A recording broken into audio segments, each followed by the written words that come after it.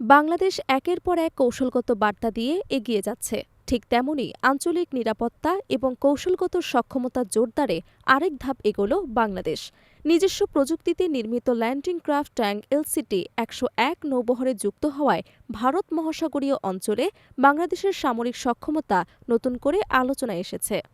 নিজস্ব প্রযুক্তিতে নির্মিত এই নতুন শক্তি নৌবহরে যুক্ত হওয়ার মধ্য দিয়ে নৌবাহিনীর আধুনিকায়ন ও ত্রিমাত্রিক সক্ষমতা বৃদ্ধির লক্ষ্যে বাস্তবায়নের পথে গুরুত্বপূর্ণ অগ্রগতি হল। নৌবাহিনী তত্ত্বাবধানে পরিচালিত খুলনা শিপইয়ার্ড লিমিটেড কর্তৃক ৩টি ল্যান্ডিং ক্রাফট ট্যাঙ্ক নির্মাণের যে উদ্যোগ নেওয়া হয়েছে তারই ধারাবাহিকতায় নির্মিত এলসিটি ১০১ লঞ্চিং অনুষ্ঠিত হয়েছে। খুলনায় আয়োজিত এই অনুষ্ঠানে নৌবাহিনী প্রধান অ্যাডমিরাল এম নাজমুল হাসান প্রধান অতিথি হিসেবে উপস্থিত থেকে আনুষ্ঠানিকভাবে এলসিটিটির উদ্বোধন করেন। অনুষ্ঠানে নৌবাহিনীর ঊর্ধ্বতন কর্মকর্তা, শিপইয়ার্ডের কর্মকর্তা কর্মচারী এবং সংশ্লিষ্ট বিভিন্ন পর্যায়ের প্রতিনিধিরা উপস্থিত ছিলেন। এলসিটি ১০১ মূলত উপকূলীয় অ্যাম্ফিবিয়াস অপারেশনাল পরিচালনার জন্য নির্মিত হলেও এটি দুর্যোগ ব্যবস্থাপনা, মানবিক সহায়তা কার্যক্রম এবং জরুরি উদ্ধার অভিযানে গুরুত্বপূর্ণ ভূমিকা রাখতে সক্ষম। আধুনিক নকশা ও শক্তিশালী কাঠামোর এই জাহাজটি একযোগে ৬টি ট্যাঙ্ক অথবা ১২টি আর্মড পার্সোনাল ক্যারিয়ার কিংবা ১৮টি সামরিক যান পরিবহনে সক্ষম, যা যৌথ বাহিনীর অভিযানে দ্রুত সৈন্য এবং ভারী সরঞ্জাম মোতায়েনের ক্ষেত্রে নৌবাহিনীর সক্ষমতাকে বহুগুণ বাড়িয়ে দেবে।